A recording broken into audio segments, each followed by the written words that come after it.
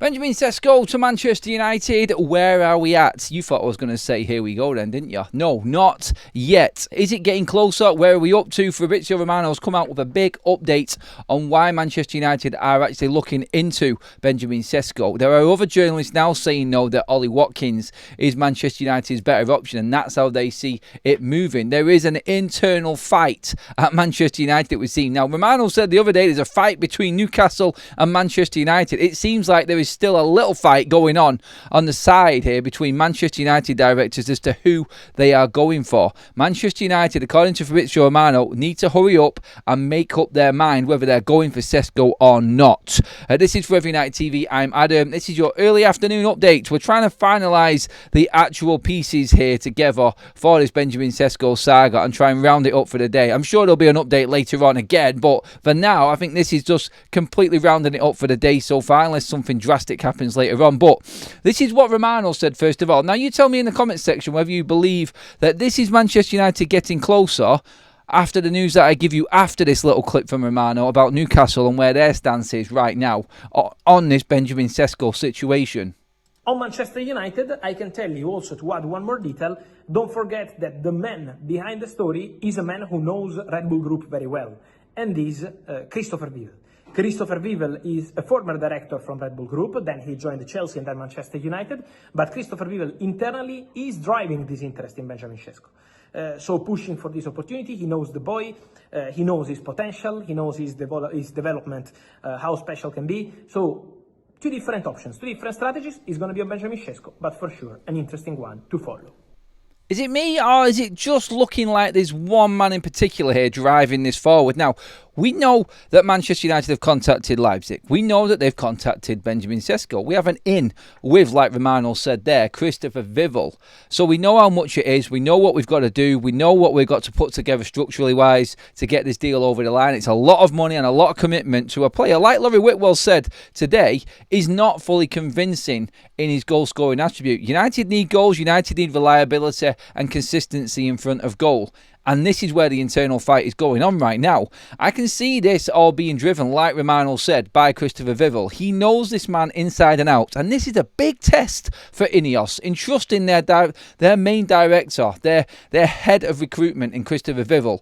They have put him on a permanent contract. He was on temporary notice, and now he is in at the club full time. So this is a big decision for Manchester United and Ineos right now. Are they going to commit this amount of money to a young player, 22, who is unproven in the Premier League? That's the debate. I think Christopher Vivell is driving this, yes, and that's all good and well. He knows him. He thinks he's going to work for Manchester United. He's trying to convince Ruben Amorim, by the sounds of these reports, that this is the right player to go for, not Ollie Watkins. The problem for Manchester United is both of these deals are insanely complicated. And the part that Manchester United have got now, which is an issue regarding the Benjamin Cesco situation, is that Newcastle, and this is what I was saying before the Romano video on this video here, and you make your mind up now and get into the comments section. Are you convinced that United are ahead, or they have got the upper hand?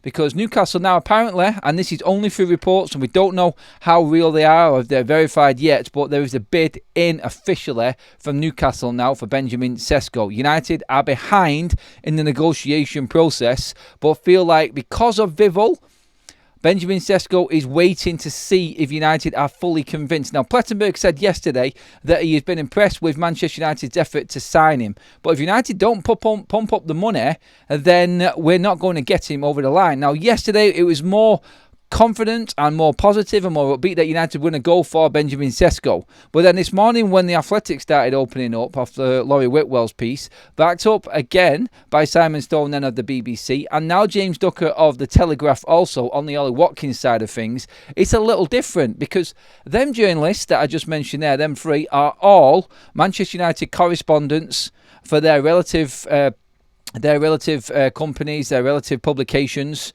and are with the club right now over in the States.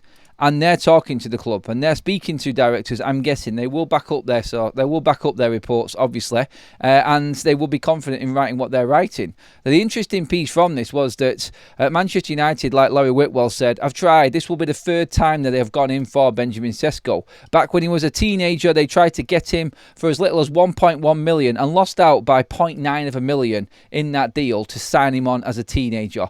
Then they tried with Ten Hag and failed in his first transfer window because Benjamin Cesco wasn't convinced by the United project and the pressure that he would be put under as the main striker. Sensible. And I think that's what Vivell is driving to Ruben. He has said no to big clubs before because he's got a brain.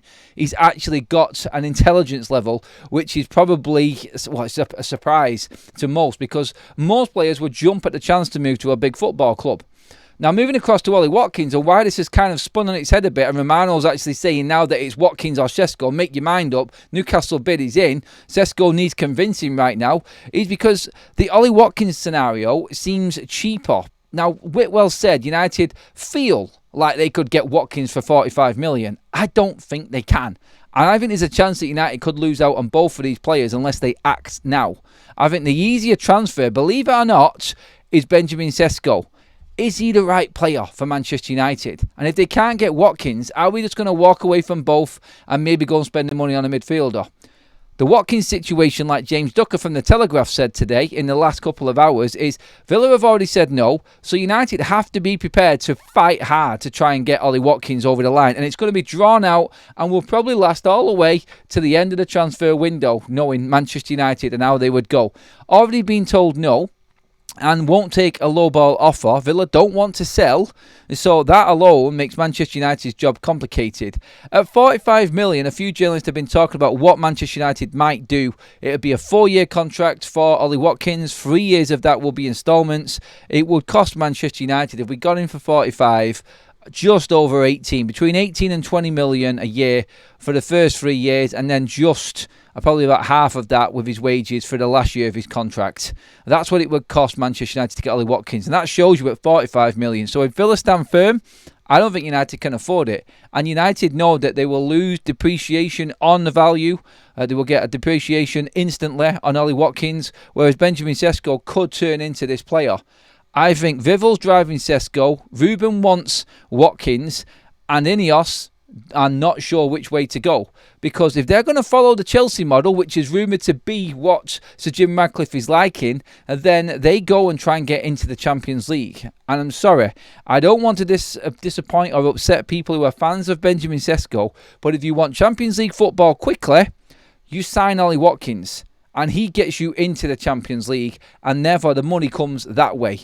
There is an internal fight, I feel, between the directors as to which way to go here. And this is what they're calling discussions. I don't think everybody is on board. And at the moment, we have a coach who is apparently on board with the rest of his team and the directors and recruitment team. But right now here, I don't think we are settled. I think the drag on this is Vivell has told Cesco to hang on. We're just discussing this. We're going to come to the table. Give it a chance. I don't think United are fully convinced. I don't actually think that Manchester United are fully convinced on either player within the football club. Right now, I think if you ask the majority of fans, they would probably go for the shinier trophy, which is Benjamin Cesco. I've noticed that on a couple of polls that we've done now. Even though you're looking at even maxing out on Ollie Watkins, Cesco's going to be about 10 million more and unproven. People are still going for Cesco rather than the older player. I'm not going to ask the same question again. I'm sick of asking it. Who would you go for? Who do you think United will go for? Is the question I'm asking now. Get into the comments. That's your update on Cesco. It's Vivell driving it. I don't think the rest of the club are fully convinced. But Ineos are stuck, and Sir Jim Ratcliffe doesn't want to spend money on Ollie Watkins. So what's the lesser of the evils right now? Get in the comments, talk to me, give the video a like if you're loving all the updates, and please do hit that subscribe button up on your screen right now. Thank you, everybody. I'll see you in the next update later on.